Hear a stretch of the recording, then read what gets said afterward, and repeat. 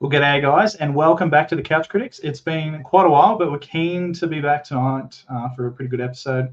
My name's Brad, and I'm joined by my co-host, Sogg.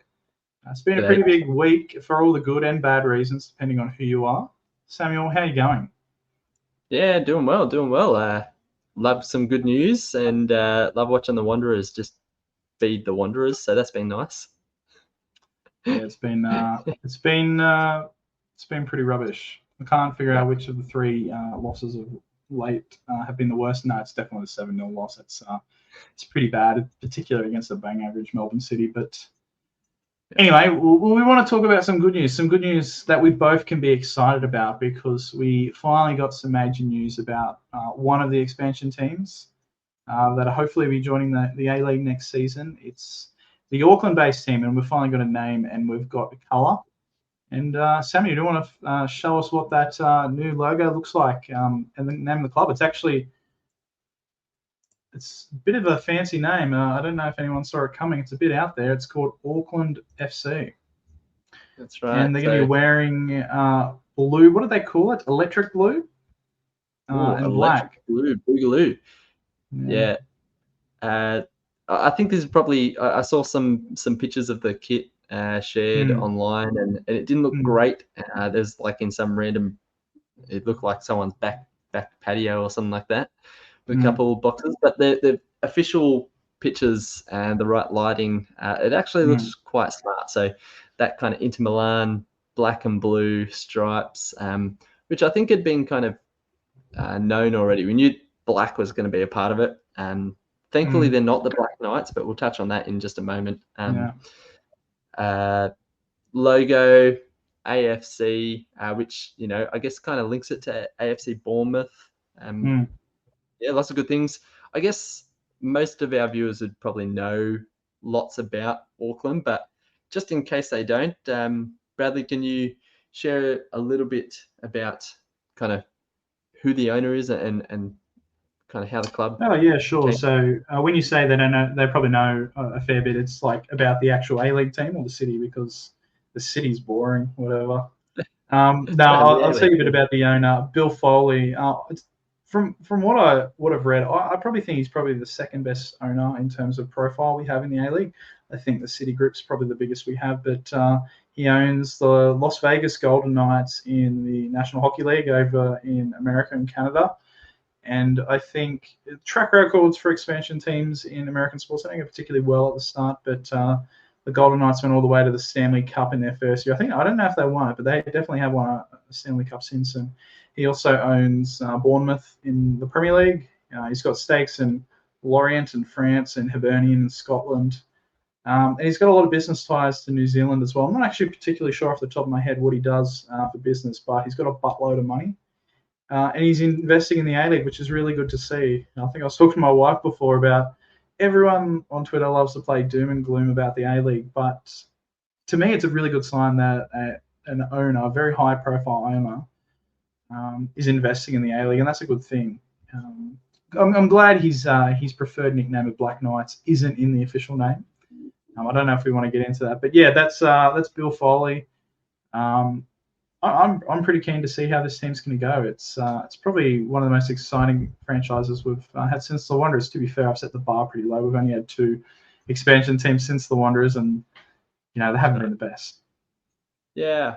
Well, let's go through that list of names that were kind of rumored just yesterday. So, Black Knights FC, Auckland Football Club, I think it was just like Football Club Auckland was one of them. FC Auckland, yeah. FC Auckland. One of the names was the Auckland Volcanoes. Now that one was really a bit left field.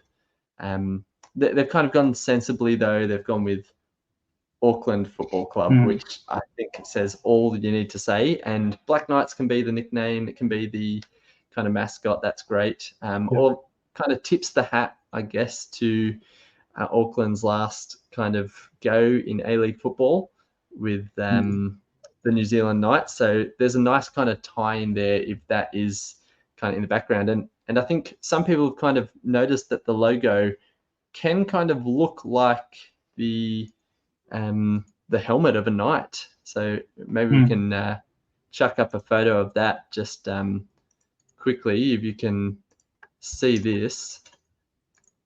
It kind of does look like a knight's head, I guess. Like, yeah, you like see that the helmet. corner? Yeah, And and you want me, and I'll show you the photo. I don't know. I'll get up the photo I had.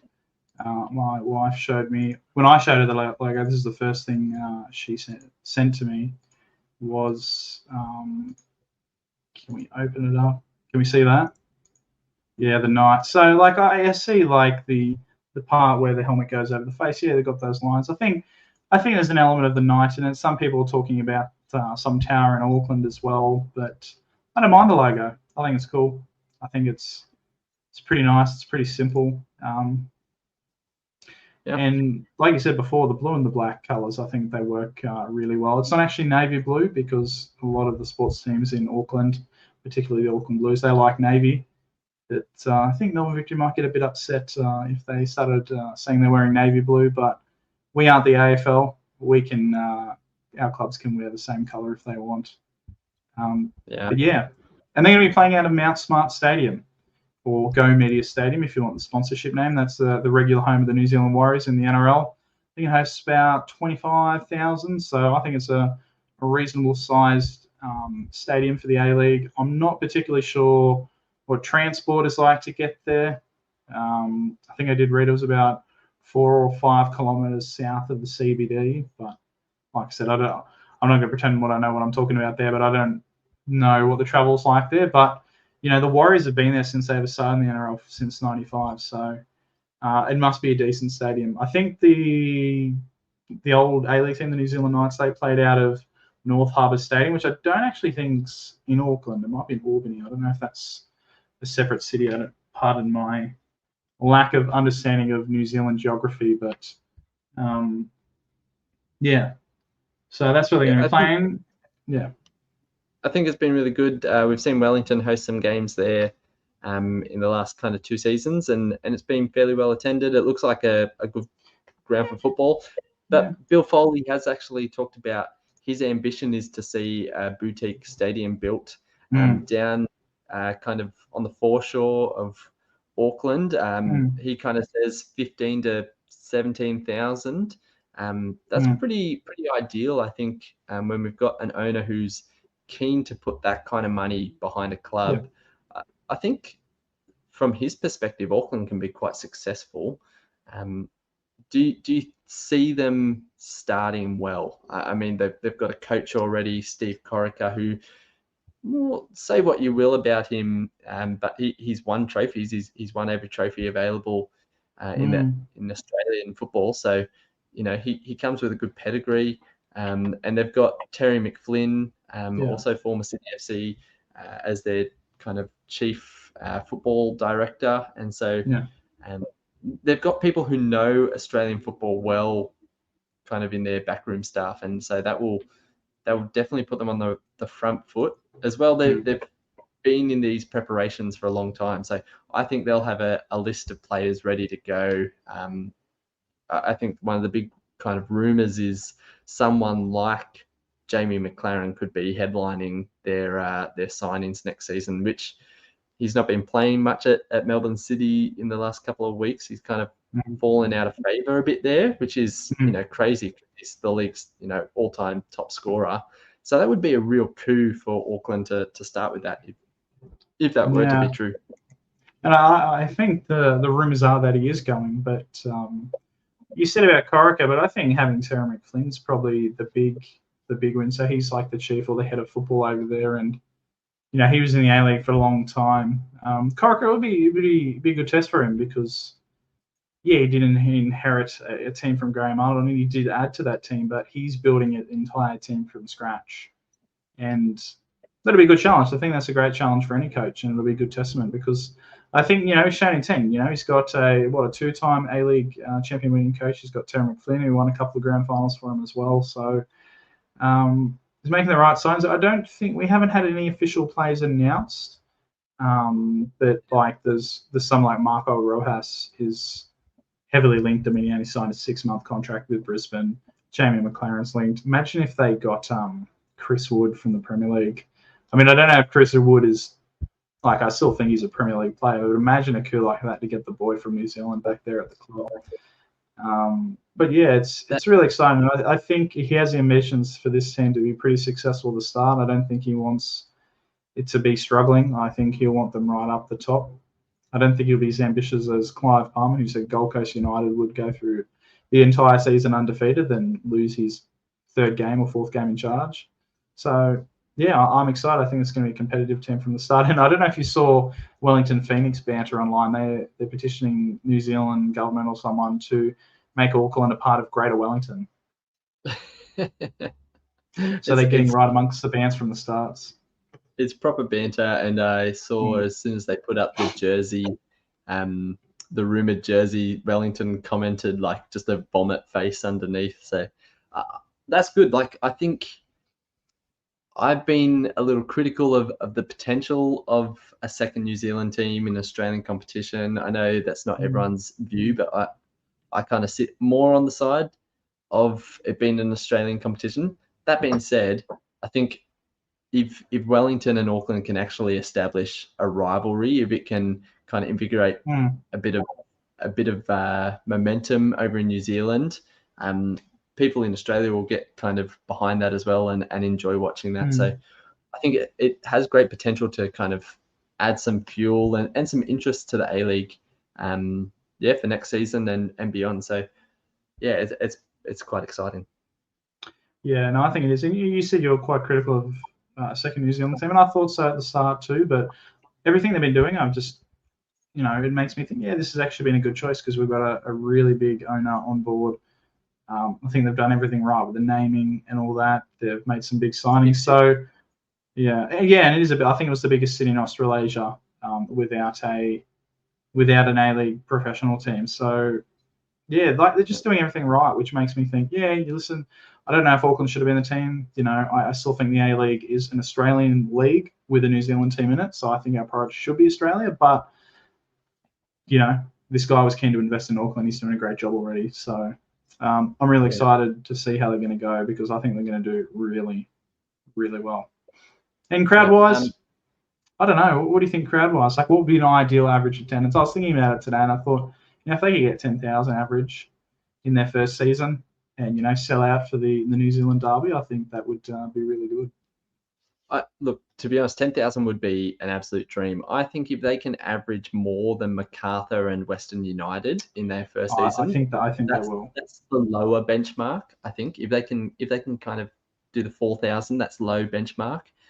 But realistically, of a city of 1 million people, I think they should be aiming for that 8, 9, 10,000, kind of on par with A-League average. I guess it all depends on how much they connect with the community around them. And we've seen good examples of that and we've seen bad examples. So I don't think it's unrealistic for them to kind of head towards that 10,000. I guess we'll have to wait and see. I think my question is, do you think Auckland and New Zealand can also sustain another W League or A-League women's team? So were Auckland to put a women's team in? I think that's so they're going to be doing that season later. So they're joining in 24, 25, and New Zealand will go in the next. And then the next year, the women's team will go in the next year. Yeah. Okay. So that's I do wonder. Like, New Zealand's a good footballing nation in the women's game as well. Regulars at World Cup. So I think that's a good opportunity for them. It would just be interesting to see how that goes. Dub-wise, and whether or not New Zealand can support a second W League team. I think there's enough talent out there, and I think it's only going to help grow women's football in New Zealand because really there's only one professional team at the moment. As soon as there becomes a second team for them to grow and develop at, I think that's only going to help them. Like, I'm a massive fan of expansion in the terms of not only taking it to places where we don't have teams, but also it presents another team, another 20 opportunities for players to get into a squad and grow and become professionals. And so I think I don't think it'll harm the women's game. I think it'll only benefit it. Shame it can't come in next year because I love expansion and I want to see as many teams as possible in it. So it does raise the question about where Canberra's at because we haven't heard anything. Like we've heard the classic, oh yeah, no, it'll be finalised in a couple of weeks. I've heard that about 4 times in the past 4 months. So it is a bit concerning that we're in March now and the A-League season next year is probably kicking off in October. And I know when the Wanderers came in, it was about now when Gold Coast got booted and the Wanderers got announced. So like, going to announce this Canberra team, it's going to have to be soon. They're running out of time to put together a squad and kind of compete with Auckland for players as well as the rest of A-League clubs. So yeah, I don't know if you saw. I'll share it now. There was an article in the Canberra Times. They interviewed Michelle Heyman about it all, and it was a pretty golden interview. Personally, reading it. Can we share it on the screen? How's that going? Yeah, okay, all right. So, as a journo, this is the best thing you love to hear. I'll get in trouble for saying this, and then proceeds to say exactly what she's saying. So, Michelle Heyman has launched a stinging attack over the lack of information being given to the team, saying ongoing delays with the A-League men bid will force her in her place to quit. So she's basically given the APL an ultimatum. You need to sort out what's going on with this men's team, or we're leaving in 2 weeks' time.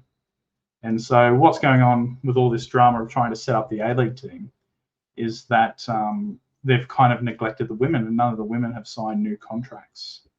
Wow. So there's a lot of drama there. So Capital Football is the owner of the A-League women's team. But yeah, been caught in crossfire of negotiations, unable to make long-term plans because it expects to no longer own the team when the men's deal is sealed. Breakdown communication with United players who say they've been left in the dark. I'll probably get in trouble for saying this, but I need things to start changing because if I don't speak up, then nothing is ever going to happen. Our team is 16 years old and has a long history of players are not guaranteed playing time. Then what's the point of staying? The regular season ends at the end of the month. We have no idea what's going on. It's more than frustrating for the players. So it's, how terrible would it be if we not only don't get the men's team sorted for next year, but we lose the women's team altogether from all of this. And it's really frustrating. Like, there's a lot that's going on behind doors, and I'm not blaming anyone because it's you only know so much. But you feel for Michelle Heyman and that team because they clearly love Canberra, and I think Canberra is one of the best supported teams in the W League because it's just Canberra. There's no men's. There's no you're not getting any fans from the men's side of the team. So it's just purely a women's team. It's been built over the past 16 years. It's won a couple of grand finals, and it would be a shame if it went downhill. But yeah, I just wonder what's going on there because we really haven't heard much.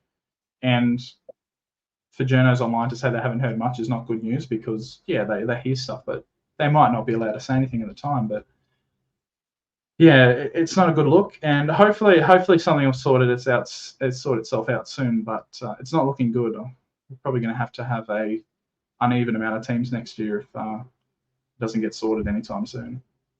Yeah, and you kind of understand that we want teams to come in. I think everyone's kind of backs a Canberra team. We'd all love to see it, but on their side of things, that it needs to be stable. We don't want clubs that are coming in and can't support themselves. So I guess while the APL is still kind of holding up the Jets and waiting to actually find someone to purchase them, we probably won't see another club come in unless they've got a proper backer. And so I think that's probably what the hold up is with Canberra is actually ticking all the boxes with what they're happy with and getting as much money as they can out of someone who's willing. So it's probably unlikely it's another Bill Foley who's willing to chuck tons of money in. It's somebody who's trying to keep it fairly close to budget, and that might be some of the problem with the women's team as well, is wondering whether or not whoever it is who wants to back the Canberra men's team actually has the finances to to load in the women's too. And I imagine the APL is actually saying, well, that's got to be part of it. Like, we want Canberra to stay in. You've kind of got to subsume them, even if you change the name of the women's team to come in under your umbrella. It's still got their own identity, and I wonder that could be part of the hesitation here, is just trying to figure out how you keep both going forwards. But it's definitely interesting, and we'll definitely make a video once we know something more concrete about Canberra expansion side. I went to Canberra United for the first time last weekend. It's a nice little ground at McKellar Park. It's actually owned by Belcon and United, so be a shame to lose that team. And it's actually, I think it's a great name, Canberra United. I think the logo is fantastic. It's got the Flagstaff from Parliament House, whatever it is down there in Canberra. So just copy that name. Yeah, absolutely. Or just keep them and have a separate men's team, but don't want to lose Canberra United. It'd be a real shame if we did. Yeah. Anyway, we've kind of diverged a bit from our Auckland chat, but we do hope you've enjoyed this video and enjoyed kind of thinking about Auckland. Bradley, to wrap up the video, next season, Auckland Football Club, where are they finishing on the table? Higher than 13th. No, let's go. They're going to finish 5th. 5th. Yeah, I think they'll make the 6th as well. I think they'll be. I'm going to go 3rd next season. Okay, 3rd. Wow, yeah, that's good. That's good. Jamie McLaren's going to score 30 goals, and Melbourne City will be just kind of licking their wounds. But yeah, it's definitely interesting to see. Can't wait to find out some more about their players and see them in action next season.